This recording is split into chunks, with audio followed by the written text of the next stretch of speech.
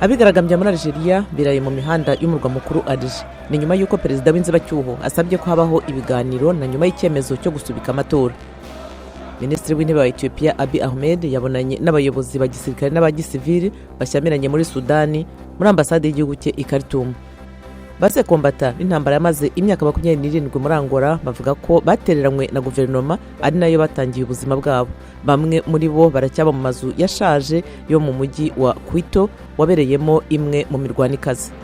Muri Repubulika ya Centrafrica, impuguke yo muri Kongo yazobereye mu by'imitekerereze n'imyitwarire y'abantu yasesenguye amashusho yakozwe n'abana bahungabanye kubera intambara. Muri Maroc ho ishyirahamwe ry'umupira w'amaguru CAF ryategetse ko umukino wo kwishyura wahagaritswe wagombaga guhuza ikipi Esperance yo muri Tunisia na Wydad Casablanca ko basubirwamo mu kindi gihugu.